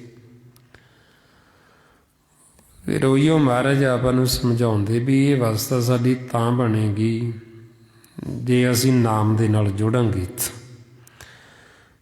ਬਈ ਜੋ ਇਹ ਆਪਾਂ ਵਡਿਆਈਆਂ ਕਰਦੇ ਹਾਂ ਗੁਰਸਿੱਖਾਂ ਦੀਆਂ, ਭਗਤਾਂ ਦੀਆਂ, ਇਹ ਉਹਨਾਂ ਨੂੰ ਵਡਿਆਈ ਤਾਂਹੀਓ ਮਿਲੀ ਵੀ ਜੇ ਉਹ ਨਾਮ ਦੇ ਨਾਲ ਜੁੜੇ ਨੇ। ਮਹਾਰਾਜ ਇਸ ਲਈ ਫਰਮਾਉਂਦੇ ਸਿੱਧਾਂ ਪੁਰਖਾਂ ਕੀਆਂ ਵਡਿਆਈਆਂ ਤਾਂ ਉਹਦੇ ਬਿਨ ਸਿੱਧੀ ਕਿਨੇ ਨਾ ਪਾਈਏ। ਬਈ ਇਹ ਜੋ ਆਪਾਂ ਵਡਿਆਈਆਂ ਕਰਦੇ ਨਾ ਸਿੱਧਾਂ ਪੁਰਖਾਂ ਦੀਆਂ, ਭਗਤਾਂ ਦੀਆਂ, ਗੁਰਮੁਖਾਂ ਦੀਆਂ, ਗੁਰਸਿੱਖਾਂ ਦੀਆਂ, ਇਹ ਸਾਰੀ ਵਡਿਆਈ ਉਹਨਾਂ ਨੂੰ ਤਾਂ ਹੈ ਕਿਉਂਕਿ ਉਹ ਨਾਮ ਦੇ ਨਾਲ ਜੁੜੇ ਨੇ। ਉਹਨਾਂ ਨੇ ਮਾਲਕ ਦੀ ਸੱਚ ਦੀ ਅਰਾਧਨਾ ਕੀਤੀ। ਜਿਹੜੇ ਮਾਲਕ ਨੂੰ ਧਿਆਉਂਦੇ, ਜਿਹੜੇ ਉਹਦੀ ਪੂਜਾ ਕਰਦੇ, ਮਾਲਕ ਉਹਨਾਂ ਦੀ ਸੋਭਾ ਕਰਾਉਂਦਾ। ਜਿਨ ਨਾਨਕ ਸਤਿਗੁਰ ਪੂਜੇ ਤੈਨ ਹਰ ਪੂਜਕ ਰਾਮ। ਹੁਣ ਇਸ ਲਈ ਫਿਰ ਆਪਾਂ ਨੂੰ ਸਮਝਾਉਂਦੇ ਵੀ ਇਹ ਵਡਿਆਈਆਂ ਉਹਨਾਂ ਨੂੰ ਤਾਂ ਮਿਲੀਆਂ ਕਿਉਂਕਿ ਉਹਨਾਂ ਨੇ ਭਗਤੀ ਕੀਤੀ। ਉਹਨਾਂ ਨੇ ਖੋਜ ਕਰਕੇ ਆਪਦੇ ਘਰ ਦੀ ਉਹ ਘਰ ਲੱਭ ਲਿਆ ਜਿੱਥੇ ਨਾ ਜਨਮ ਨਾ ਮੌਤ ਆਉਂਦੀ, ਨਾ ਉੱਥੇ ਜਰਾ, ਨਾ ਉੱਥੇ ਬੁਢੇਪਾ ਹੁੰਦਾ। ਮਹਾਰਾਜ ਕਹਿੰਦੇ ਨਾਨਕ ਬੱਧਾ ਘਰ ਤਹਾਂ ਜਿੱਥੇ ਮਿਰਤ ਨਾ ਜਨਮ ਜਰਾ। ਬਈ ਸਾਡਾ ਉਹ ਘਰ ਅਸੀਂ ਉਹ ਲੱਭ ਲਿਆ ਜਿੱਥੇ ਨਾ ਜਨਮ ਨਾ ਮੌਤ ਆਵੇ, ਨਾ ਉੱਥੇ ਜਰਾ। ਜਰਾ ਕਹਿੰਦੇ ਬੁਢੇਪੇ ਨੂੰ, ਉੱਥੇ ਬੁਢੇਪਾ ਨਹੀਂ ਆਉਂਦਾ ਕਿਉਂਕਿ ਆਹ ਤਾਂ ਸਰੀਰ ਇੱਥੇ ਹੀ ਰਹਿ ਗਿਆ, ਇਹਨੂੰ ਤਾਂ ਬੁਢੇਪਾ ਆਉਂਦਾ। ਜਿਹੜਾ ਆਪਣਾ ਮਨ ਹੈ ਉਹ ਮਨ ਬੁੱਢਾ ਨਹੀਂ ਹੁੰਦਾ। ਤਾਂਹੀਓ ਮਹਾਰਾਜ ਕਹਿੰਦੇ ਵੀ ਜਿਹੜੇ ਗੁਰਮੁਖ ਨੇ ਉਹ ਕਦੇ ਬੁੱਢੇ ਨਹੀਂ ਹੁੰਦੇ। ਜਿਨ੍ਹਾਂ ਦੀ ਸੁਰਤੀ ਉਹ ਸ਼ਬਦ ਦੇ ਨਾਲ, ਨਾਮ ਦੇ ਨਾਲ ਜੁੜੀ, ਗੁਰਮੁਖ ਬੁੱਢੇ ਕਦੇ ਨਹੀਂ। ਮਹਾਰਾਜ ਤਾਂ ਕਹਿੰਦੇ ਵੀ ਕਦੇ ਨਹੀਂ ਬੁੱਢੇ ਹੁੰਦੇ ਗੁਰਮੁਖ। ਬੁੱਢਾ ਕੌਣ ਨਹੀਂ ਹੁੰਦਾ ਕਿਉਂਕਿ ਉਹਨਾਂ ਦਾ ਮਨ ਉਹ ਸ਼ਬਦ ਦੇ ਵਿੱਚ ਸਮਾ ਜਾਂਦਾ, ਉਹ ਸਦਾ ਲਈ ਅਮਰ ਹੋ ਜਾਂਦੇ। ਤਾਂ ਮਹਾਰਾਜ ਕਹਿੰਦੇ ਵੀ ਅਸੀਂ ਉਹ ਘਰ ਲੱਭ ਲਿਆ ਵੀ ਜਿੱਥੇ ਨਾ ਜਨਮ ਆਵੇ, ਨਾ ਮੌਤ ਹੋਵੇ, ਅਤੇ ਨਾ ਉੱਥੇ ਜਰਾ, ਨਾ ਉੱਥੇ ਬੁਢੇਪਾ ਆਵੇ। ਹੁਣ ਆਪਾਂ ਨੂੰ ਕਹਿੰਦੇ ਵੀ ਤੁਸੀਂ ਵੀ ਉਹ ਘਰ ਲੱਭੋ, ਤੁਸੀਂ ਵੀ ਉਹ ਘਰ ਵਿੱਚ ਆਓ। ਹੁਣ ਸੰਸਾਰ ਦੇ ਵਿੱਚ ਇਸ ਲੋਕ ਦੇ ਵਿੱਚ ਤਾਂ ਆਪਾਂ ਕਿਤੇ ਵੀ ਚਲੇ ਜਾਈਏ, ਐਸੀ ਕੋਈ ਥਾਂ ਨਹੀਂ ਹੈ ਬਈ ਜਿੱਥੇ ਜਾ ਕੇ ਅਸੀਂ ਚਲੇ ਜਾਈਏ ਤੇ ਅਸੀਂ ਆਖੀਏ ਵੀ ਸਾਨੂੰ ਮੌਤ ਨਾ ਆਵੇ ਜਾਂ ਅਸੀਂ ਬੁੱਢੇ ਨਾ ਹੋਈਏ। ਐਸੀ ਕੋਈ ਥਾਂ ਨਹੀਂ ਹੈ। ਸਿਰਫ ਉਹ ਇੱਕੋ ਹੀ ਥਾਂ ਹੈ, ਉਹ ਹੈ ਸਾਡਾ ਅਸਲੀ ਘਰ। ਜਦੋਂ ਅਸੀਂ ਆਪਦੇ ਦੇਸ਼, ਆਪਦੇ ਘਰ ਚਲੇ ਜਾਵਾਂਗੇ, ਉੱਥੇ ਸਾਨੂੰ ਮੌਤ ਨਹੀਂ ਆਏਗੀ, ਉੱਥੇ ਸਾਡਾ ਦੁਬਾਰਾ ਜਨਮ ਨਹੀਂ ਹੋਏਗਾ, ਉੱਥੇ ਫਿਰ ਸਾਨੂੰ ਵਡੇਪਾ ਨਹੀਂ ਆਏਗਾ। ਉੱਥੇ ਸਦਾ ਵਾਸਤੇ ਅਸੀਂ ਮਾਲਕ ਦੇ ਵਿੱਚ ਲੀਨ ਹੋ ਜਾਵਾਂਗੇ, ਉਹਦੇ 'ਚ ਸਮਾ ਜਾਵਾਂਗੇ। ਉਸ ਘਰ ਦੇ ਵਿੱਚ ਇੰਨਾ ਸੁੱਖ, ਇੰਨਾ ਆਨੰਦ ਹੈ ਵੀ ਜਿਹੜਾ ਬਿਆਨ ਨਹੀਂ ਕੀਤਾ ਜਾ ਸਕਦਾ, ਜਿਹੜਾ ਕਹਿਣੀ ਕਥਨੀ ਤੋਂ ਬਾਹਰ। ਤਾਈਓਂ ਗੁਰਮੁਖਾਂ ਨੇ ਆਖਿਆ ਬਈ ਜਿਵੇਂ ਗੂੰਗਾ ਜੀਵ, ਉਹਨੇ ਗੁੜ ਖਾਧਾ, ਮਠਿਆਈ ਖਾਧੀ, ਤੇ ਉਹਨੂੰ ਪੁੱਛੀਏ ਤੇ ਉਹ ਕਿਵੇਂ ਸਵਾਦ ਦੱਸੇ। ਕਹੋ ਕਬੀਰ ਗੂੰਗੇ ਗੁੜ ਖਾਇਆ, ਪੂਛੇ ਤਾਂ ਕਿਆ ਕਹੀਏ। ਵੀ ਇਹਨੂੰ ਪੁੱਛੀਏ ਕਿੰਨਾ ਕੁ ਮਿੱਠਾ, ਤੇ ਉਹ ਬੋਲ ਹੀ ਨਹੀਂ ਸਕਦਾ, ਕੀ ਬੋਲੇ। ਉਹਦਾ ਜਿਹੜਾ ਚੱਖੇਗਾ ਉਹੀ ਉਹ ਭੇਤ ਲੈ ਸਕਦਾ, ਉਹਨੂੰ ਹੀ ਪਤਾ ਲੱਗ ਸਕਦਾ। ਹੁਣ ਇਸੇ ਤਰ੍ਹਾਂ ਹੀ ਵੀ ਆਪਣੇ ਘਰ ਦੇ ਵਿੱਚ ਕਿੰਨਾ ਕੁ ਆਨੰਦ ਹੈ, ਕਿੰਨਾ ਕੁ ਸੁੱਖ ਹੈ, ਉਹ ਤਾਂ ਮਹਾਰਾਜ ਕਹਿੰਦੇ ਵੀ ਕਹਿਣੀ ਕਥਨੀ ਤੋਂ ਬਾਹਰ ਹੈ। ਅਤੇ ਜੇ ਤੁਸੀਂ ਲੈਣਾ ਚਾਹੁੰਦੇ, ਤੁਸੀਂ ਆਪ ਹੀ ਘਰ ਜਾ ਕੇ ਦੇਖ ਲਓ ਵੀ ਤੁਸੀਂ ਉਹ ਆਨੰਦ ਲਓ, ਸੁੱਖ ਲਓ। ਹੁਣ ਇਸ ਵਾਸਤੇ ਫਿਰ ਉਹ ਅਵਸਥਾ ਦੇ ਵਿੱਚ ਗੁਰਸਿੱਖ ਗੁਰਮੁਖ ਚਲੇ ਗਏ ਸੀ। ਉਹਨਾਂ ਨੇ ਆਪਦੇ ਘਰ ਦਾ ਸੁੱਖ ਆਨੰਦ ਲਿਆ, ਅਤੇ ਤਾਂ ਕਰਕੇ ਫਿਰ ਉਹਨਾਂ ਦੇ ਮਨ ਦੇ ਵਿੱਚ ਚਾਅ ਸੀ ਵੀ ਅਸੀਂ ਸਦਾ ਲਈ ਉਹ ਸੁੱਖਾਂ ਦੇ ਘਰ ਚਲੇ ਜਾਣਾ, ਵੀ ਮੁੜ ਕੇ ਆਉਣਾ। ਸੋ ਤਾਂ ਵਾਸਤੇ ਫਿਰ ਆਪਾਂ ਨੂੰ ਸਮਝਾਉਂਦੇ ਸੱਚੇ ਪਾਤਸ਼ਾਹ ਵੀ ਸਾਡੇ ਮਨ ਦੇ ਵਿੱਚ ਵੀ ਉਹ ਚਾਅ ਤਾਂ ਹੋਏਗਾ ਜੇ ਅਸੀਂ ਆਪਦਾ ਘਰ ਦੇਖਿਆ ਹੋਏਗਾ। ਜੇ ਹੁਣ ਅਸੀਂ ਘਰ ਦੇਖੇ ਨਹੀਂ ਤੇ ਅਸੀਂ ਆਖੀਏ ਵੀ ਸਾਡੇ ਮਨ 'ਚ ਚਾਅ ਹੈ, ਕਬੀਰ ਮੋਹੇ ਮਰਨੇ ਕਾ ਚਾਓ ਹੈ, ਔਰ ਉਹ ਤਾਂ ਕਹਿੰਦੇ ਸਾਡੇ ਮਨ 'ਚ ਚਾਅ ਹੈ। ਹੁਣ ਆਪਾਂ ਆਖੀਏ ਵੀ ਸਾਡੇ, ਆਪਾਂ ਆਪਦੇ ਅੰਦਰ ਦੇਖੀਏ ਵੀ ਸਾਡੇ ਅੰਦਰ ਕਿੰਨਾ ਕੁ ਚਾਅ, ਜਾਂ ਸਾਡੇ ਅੰਦਰ ਡਰ ਹੈ ਵੀ ਅਸੀਂ ਕਿਤੇ ਸਾਨੂੰ ਮੌਤ ਹੀ ਨਾ ਆਜੇ। ਹੁਣ ਇਸ ਲਈ ਫਿਰ ਆਪਾਂ ਨੂੰ ਸਮਝਾਉਂਦੇ ਵੀ ਉਹ ਚਾਅ ਤਾਂ ਹੈ ਕਿਉਂਕਿ ਉਹਨਾਂ ਨੇ ਆਪਦਾ ਘਰ ਦੇਖਿਆ, ਉਹਨਾਂ ਨੇ ਆਪਦੇ ਘਰ ਦਾ ਆਨੰਦ ਦੇਖਿਆ, ਉਹ ਸੁੱਖ ਨੂੰ ਮਾਣਿਆ, ਆਨੰਦ। ਇਸੇ ਆਨੰਦ ਬਾਰੇ ਹੀ ਆਪਾਂ ਨੂੰ ਗੁਰੂ ਅਮਰਦਾਸ ਜੀ ਵੀ ਮਹਾਰਾਜ ਰੋਜ਼ ਸਮਝਾਉਂਦੇ ਵੀ ਉਹ ਆਨੰਦ ਦਾ ਭੇਤ ਅਸਲ ਦੇ ਵਿੱਚ ਸਾਨੂੰ ਆਉਂਦਾ ਜਦੋਂ ਅਸੀਂ ਗੁਰੂ ਦੀ ਸ਼ਰਨ 'ਚ ਜਾਂਦੇ। ਮਹਾਰਾਜ ਫਰਮਾਉਂਦੇ ਆਨੰਦ ਆਨੰਦ ਸਭ ਕੋ ਕਹੇ, ਆਨੰਦ ਗੁਰੂ ਤੇ ਜਾਣੇ। ਬਈ ਅਸਲ ਆਨੰਦ ਤਾਂ ਗੁਰੂ ਤੋਂ ਜਾਣਿਆ ਜਾਂਦਾ ਵੀ ਸਾਡੇ ਘਰ ਦੇ ਵਿੱਚ ਆਨੰਦ। ਹੁਣ ਤਾਂ ਫਿਰ ਆਪਾਂ ਨੂੰ ਸਮਝਾਉਂਦੇ ਵੀ ਤੁਸੀਂ ਵੀ ਉਹ ਆਨੰਦਪੁਰੀ ਦੇ ਵਿੱਚ ਆਓ। ਤਾਂਹੀਓ ਗੁਰੂ ਗੋਬਿੰਦ ਸਿੰਘ ਜੀ ਮਹਾਰਾਜ ਨੇ ਵੀ ਜਿੱਥੇ ਉਹ ਵਸਦੇ ਸੀਗੇ ਉਸ ਸਥਾਨ ਦਾ ਨਾਂ ਹੀ ਆਨੰਦਪੁਰੀ ਰੱਖਿਆ। ਵੀ ਜਿੱਥੇ ਆਨੰਦ ਹੀ ਆਨੰਦ, ਜਿੱਥੇ ਸੁੱਖ ਹੀ ਸੁੱਖ।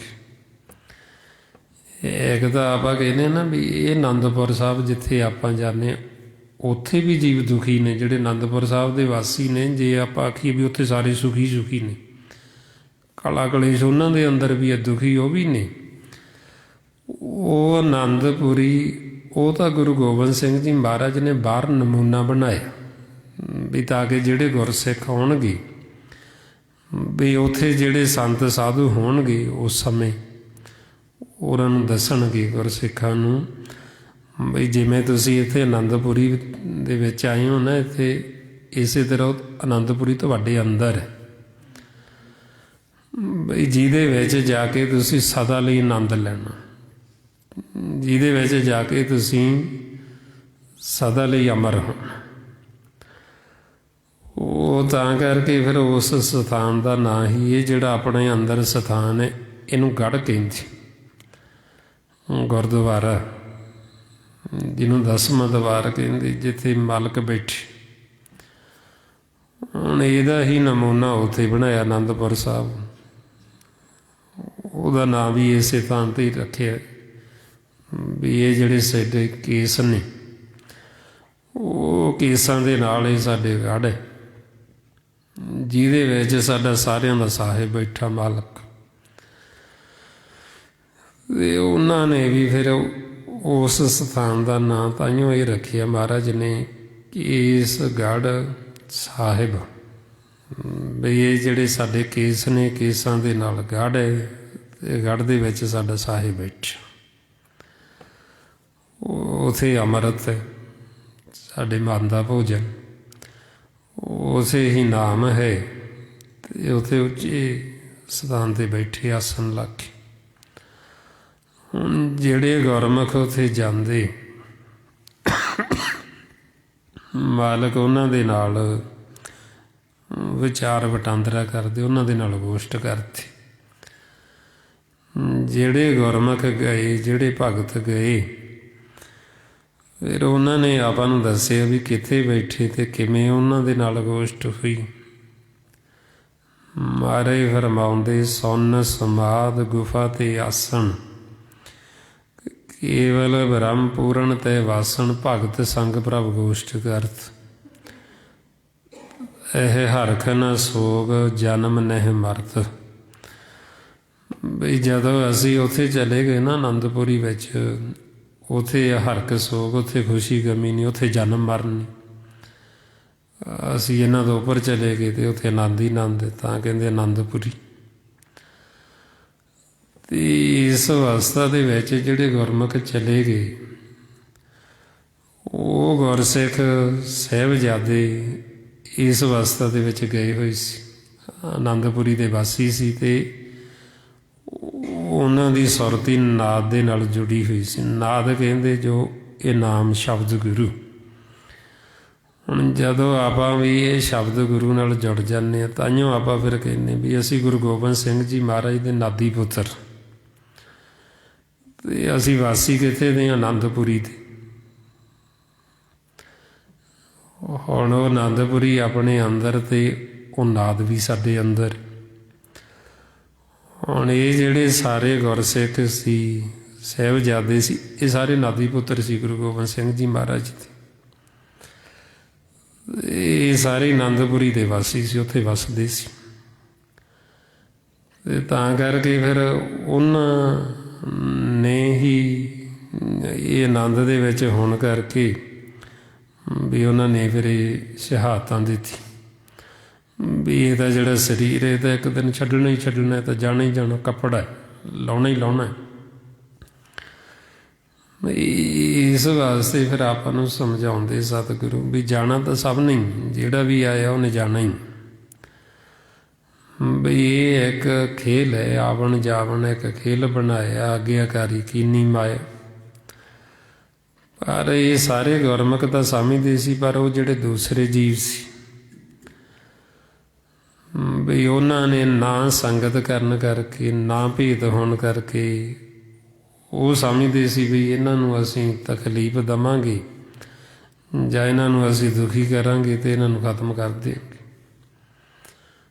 ਪਰ ਜਿਹੜੇ ਗੁਰਮੁਖ ਨਾਮ ਦੇ ਨਾਲ ਜੁੜ ਗਏ, ਸੱਚ ਨਾਲ ਜੁੜ ਗਏ, ਉਹ ਕਦੇ ਖਤਮ ਨਹੀਂ ਹੁੰਦੇ, ਉਹ ਤਾਂ ਸਦਾ ਲਈ ਅਮਰ ਨੇ। ਉਹ ਫਿਰ ਅਗਿਆਨਤਾ ਦੇ ਵਿੱਚ ਜੀਵ ਖੁਸ਼ ਹੁੰਦਾ, ਝੂਠੀ ਹਉਮੈ ਦੇ ਵਿੱਚ, ਹੰਕਾਰ ਦੇ ਵਿੱਚ, ਵੀ ਉਹ ਸਮਝਦਾ ਵੀ ਇਹ ਸਰੀਰ ਨੂੰ ਖਤਮ ਕਰਕੇ ਵੀ ਮੈਂ ਇਹਨਾਂ ਨੂੰ ਮਾਰ ਦਿੱਤਾ। ਉਹਦੇ ਅੰਦਰ ਹੋਰ ਹਉਮੈ ਵੱਧਦੀ, ਹੰਕਾਰ ਵੱਧਦਾ, ਅਤੇ ਉਹ ਹੋਰ ਦੁਖੀ ਹੁੰਦਾ। ਹੁਣ ਜਿੰਨਾ ਸਾਡੇ ਅੰਦਰ ਹਉਮੈ ਹੰਕਾਰ ਵਧੇਗਾ, ਉਹਨਾਂ ਅਸੀਂ ਮਾਲਕ ਤੋਂ ਦੂਰ ਚਲੇ ਜਾਵਾਂਗੇ, ਕਿਉਂਕਿ ਪਰਮਾਤਮਾ ਨੂੰ ਇਹ ਹੰਕਾਰ ਭਾਉਂਦਾ ਨਹੀਂ। ਮਹਾਰਾਜ ਕਹਿੰਦੇ ਹਰ ਜੀਓ ਅਹੰਕਾਰ ਨਾ ਭਾਵਈ, ਵੇਦ ਕੂਕ ਸੁਣਾਵੇ। ਇਹ ਵੇਦਾਂ ਦੇ ਵਿੱਚ ਗੁਰਬਾਣੀ ਗੁਰੂ ਵਿੱਚ ਵਾਰ-ਵਾਰ ਸਮਝਾਇਆ ਗਿਆ ਵੀ ਜਿਹੜਾ ਹੰਕਾਰ ਉਹ ਮਾਲਕ ਨੂੰ ਭਾਉਂਦਾ ਨਹੀਂ। ਵੀ ਇਹ ਜਿਹੜਾ ਘਰ ਗੁਰੂ ਨਾਨਕ ਦਾ ਨੀਵਿਆਂ ਦਾ ਨਿਮਾਣਿਆਂ ਦਾ, ਜਿੰਨਾ ਅਸੀਂ ਨਿਮਾਣੇ ਹੋਵਾਂਗੇ ਉਨਾ ਹੀ ਅਸੀਂ ਸੁਖੀ ਹੋ ਜਾਵਾਂਗੇ। ਹੁਣ ਨਿਮਾਣਾ ਸਾਡਾ ਮਨ ਇਹ ਉਹਦਾ ਨਹੀਂ ਹੁੰਦਾ ਜੇ ਅਸੀਂ ਗਿਆਨ ਨਹੀਂ ਲਿਆ, ਸੋਝੀ ਨਹੀਂ ਲਈ, ਸਤਸੰਗਤ ਨਹੀਂ ਕਰਦੇ, ਫਿਰ ਅਸੀਂ ਆਖੀਏ ਵੀ ਅਸੀਂ ਨਿਮਾਣੇ ਹੋ ਜਾਵਾਂਗੇ, ਫਿਰ ਨਹੀਂ ਹੁੰਦਾ ਮਨ, ਫਿਰ ਤਾਂ ਇਹ ਹੰਕਾਰੀ ਹੁੰਦਾ। ਜਦੋਂ ਇਹ ਹੰਕਾਰੀ ਹੁੰਦਾ ਫਿਰ ਹੀ ਇਹ ਵੈਰ ਵਿਰੋਧ ਕਰਦਾ, ਫਿਰ ਹੀ ਇਹ ਨਿੰਦਿਆ ਚੁਗਲੀ ਕਰਦਾ, ਫਿਰ ਹੀ ਇਹ ਲੜਾਈਆਂ ਝਗੜੇ ਕਰਦਾ, ਕਿਉਂਕਿ ਇਹਦੇ ਅੰਦਰ ਹਉਮੈ ਆ, ਹੰਕਾਰ। ਸੋ ਇਸ ਵਾਸਤੇ ਫਿਰ ਆਪਾਂ ਨੂੰ ਸਮਝਾਉਂਦੇ ਵੀ ਜੇ ਤੁਸੀਂ ਸੁਖੀ ਵਸਣਾ ਤੇ ਫਿਰ ਕੀ ਕਰੋ। ਮਹਾਰਾਜ ਕਹਿੰਦੇ ਸੁਖੀ ਵਸੇ ਮਸਕੀਨੀਆਂ, ਆਪ ਨਿਵਾਰਤ ਲੈ ਵੱਡੇ ਵੱਡੇ ਅਹੰਕਾਰੀਆਂ, ਨਾਨਕ ਗਰਭ ਗੱਲੇ। ਕੁਝ ਅਵਸਥਾਵਾਂ ਐਸੀਆਂ ਹੁੰਦੀਆਂ ਵੀ ਸੰਸਾਰੀ ਜੀਵ ਇਸ ਸਰੀਰ ਨੂੰ ਖਤਮ ਕਰਕੇ ਉਹ ਸਮਝਦਾ ਹਉਮੈ ਹੰਕਾਰ 'ਚ ਵੀ ਮੈਂ ਇਹਨੂੰ ਖਤਮ ਕਰ ਦਿੱਤਾ, ਪਰ ਉਹ ਮਨ ਜਿਹੜਾ ਮਨ ਤਾਂ ਖਤਮ ਹੁੰਦਾ ਹੀ ਨਹੀਂ। ਮਨ ਤਾਂ ਗੁਰਮੁਖ ਸਦਾ ਵਾਸਤੇ ਮਾਲਕ 'ਚ ਲੀਨ ਹੋ ਜਾਂਦੀ, ਉਹਦਾ ਸਗਾਂ ਤੇ ਸਦਾ ਲਈ ਆਨੰਦ ਦੇ ਵਿੱਚ ਚਲੇ ਗਈ। ਸੋ ਤਾਂ ਫਿਰ ਆਪਾਂ ਨੂੰ ਮਹਾਰਾਜ ਸਮਝਾਉਂਦੇ ਵੀ ਆਪਾਂ ਵੀ ਉਹ ਅਵਸਥਾ ਦੇ ਵਿੱਚ ਜਾਣ ਵਾਸਤੇ ਇਹ ਹੁਣ ਸਿਮਰਨ ਅਭਿਆਸ ਕਰਨਾ। ਜੇ ਅਸੀਂ ਅਭਿਆਸ ਕਰਕੇ ਜੋ ਸਾਡੇ ਅੰਦਰ ਨਾਮ ਹੈ, ਨਾਮ ਦੇ ਨਾਲ ਜੁੜ ਜਾਂਗੇ, ਫਿਰ ਇਹ ਸਾਰੀਆਂ ਵਡਿਆਈਆਂ ਨਾਮ ਦੀਆਂ ਨੇ। ਗੁਰੂ ਸਾਹਿਬਾਨ, ਭਗਤ ਜਨ, ਗੁਰਸਿੱਖ, ਇਹ ਸਾਰੀ ਵਡਿਆਈ ਨਾਮ ਦੀ ਕਰਤੀ। ਗੁਰੂ ਗੋਬਿੰਦ ਸਿੰਘ ਜੀ ਮਹਾਰਾਜ ਇਹ ਸਾਰੀ ਮਹਿਮਾ ਨਾਮ ਦੀ ਕਰਤੀ। ਜਿਵੇਂ ਉਹ ਵੀ ਬੇਨਤੀ ਕਰਦੇ ਮਾਲਕ ਬਈ ਸਾਡਾ ਚਿੱਤ ਸਦਾ ਤੇਰੇ ਚਰਨਾਂ ਦੇ ਵਿੱਚ ਜੁੜਿਆ ਰਹੇ। ਉਹ ਚਰਨ ਕੀ ਨੇ? ਨਾਮ। ਜੋ ਮਹਾਰਾਜ ਫਰਮਾਉਂਦੇ ਚਿੱਤ ਚਰਨ ਨਾਮ। ਗੁਰੂ ਗੋਬਿੰਦ ਸਿੰਘ ਜੀ ਮਹਾਰਾਜ ਕਹਿੰਦੇ ਵੀ ਸਾਡਾ ਚਿੱਤ ਸਦਾ ਹੀ ਤੇਰੇ ਚਰਨਾਂ ਦੇ ਨਾਲ ਜੁੜਿਆ ਰਹੇ। ਅਤੇ ਉਹ ਚਰਨ ਕੀ ਨੇ? ਮਾਲਕ ਦਾ ਨਾਮ। ਹੁਣ ਜੇ ਅਸੀਂ ਤੇਰੇ ਚਰਨਾਂ ਦੇ ਨਾਲ ਜੁੜਾਂਗੇ ਤੇ ਇਹ ਮਾਲਕ ਦੇ ਚਰਨਾਂ ਦੀਆਂ ਵਡਿਆਈਆਂ ਨੇ ਸਾਰੀ। ਸੋ ਆਓ ਹੁਣ ਆਪਾਂ ਨੂੰ ਵੀ ਕਹਿੰਦੇ ਵੀ ਤੁਸੀਂ ਵੀ ਚਰਨਾਂ ਤੱਕ ਪਹੁੰਚੋ, ਅਤੇ ਪਹੁੰਚਣ ਵਾਸਤੇ ਇਹ ਆਪਾਂ ਸਿਮਰਨ ਅਭਿਆਸ ਕਰਦੇ ਹਾਂ। ਬਈ ਇਹ ਸਿਮਰਨ ਕਰਕੇ ਜੋ ਸਾਡੇ ਅੰਦਰ ਨਾਮ ਗੁਪਤ ਹੈ, ਉਹ ਗੁਪਤ ਨਾਮ ਪ੍ਰਗਟ ਹੋ ਜੇ ਅਤੇ ਅਸੀਂ ਮਾਲਕ ਦੇ ਚਰਨਾਂ ਦੇ ਨਾਲ, ਵਾਹਿਗੁਰੂ ਦੇ ਚਰਨਾਂ ਨਾਲ ਜੁੜ ਜਾਈਏ। ਆਓ ਇਸ ਨਾਮ ਤੱਕ ਪਹੁੰਚਣ ਵਾਸਤੇ ਇਹੋ ਗੁਰਮੁਖਾਂ ਨੂੰ, ਇਹੋ ਜਿਵੇਂ ਅੱਜ ਸਾਹਿਬਜ਼ਾਦਿਆਂ ਦਾ ਦਿਹਾੜਾ ਹੈ, ਉਹਨਾਂ ਨੂੰ ਸੱਚੀ ਸ਼ਰਧਾਂਜਲੀ। ਸੱਚੀ ਸ਼ਰਧਾਂਜਲੀ ਉਹਨਾਂ ਨੂੰ ਇਹੀ ਹੈ ਵੀ ਜੋ ਸਾਨੂੰ ਗੁਰੂ ਸਾਹਿਬ ਬਚਨ ਕਰ ਰਹੇ, ਜੇ ਅਸੀਂ ਉਹਨਾਂ ਬਚਨਾਂ ਨੂੰ ਕਮਾਉਂਦੇ ਹਾਂ, ਜੇ ਅਸੀਂ ਸਿਮਰਨ ਕਰਦੇ ਹਾਂ, ਜੇ ਅਸੀਂ ਨਾਮ ਦੇ ਨਾਲ ਜੁੜ ਜਾਂਦੇ ਹਾਂ, ਅਤੇ ਇਹੋ ਉਹਨਾਂ ਨੂੰ ਸਭ ਤੋਂ ਜਿਹੜੀ ਸੱਚੀ ਸ਼ਰਧਾਂਜਲੀ ਹੈ। ਆਓ ਹੁਣ ਜੋ ਆਪਾਂ ਨੂੰ ਕਹਿ ਰਹੇ ਸਤਿਗੁਰੂ ਕਰਨ ਵੀ ਤੁਸੀਂ ਹੁਣ ਮਾਲਕ ਦਾ ਜਸ ਕਰੋ, ਸਾਡਾ ਕਹਿਣਾ ਮੰਨ ਲਓ। ਸਤਿਗੁਰੂ ਫਰਮਾਉਂਦੇ ਹਰ ਜਸ ਰੇ ਮਨਾ ਗਾਇ ਲੈ, ਜੋ ਸੰਗੀ ਹੈ ਤੇਰੋ ਅਵਸਰ ਬੀਤਿਓ ਜਾਤ ਹੈ, ਕਹਾ ਮੰਨ ਲੈ ਮੇਰ। ਸਤਿਗੁਰੂ ਕਹਿੰਦੇ ਵੀ ਤੁਹਾਡਾ ਅਵਸਰ ਹੁੰਦਾ ਸਮਾਂ, ਤੁਹਾਡਾ ਸਮਾਂ ਬੀਤਦਾ ਜਾ ਰਿਹਾ, ਹੁਣ ਵੱਧ ਤੋਂ ਵੱਧ ਸਿਮਰਨ ਕਰ ਲਓ ਵੀ ਆਪਦੇ ਜੀਵਨ ਦਾ ਲਾਹਾ ਖੱਟ ਲਓ। ਆਓ ਹੁਣ ਆਪਾਂ ਉਹਨਾਂ ਦਾ ਬਚਨ ਮੰਨੀਏ। ਆਓ ਸਾਰੇ ਗੁਰਮੁਖ ਪਿਆਰੇ, ਕਰੋ ਜੀ ਸ਼ੁਰੂ। ਵਾਹਿਗੁਰੂ ਵਾਹਿਗੁਰੂ ਵਾਹਿਗੁਰੂ ਵਾਹਿਗੁਰੂ ਵਾਹਿਗੁਰੂ ਵਾਹਿਗੁਰੂ ਵਾਹਿਗੁਰੂ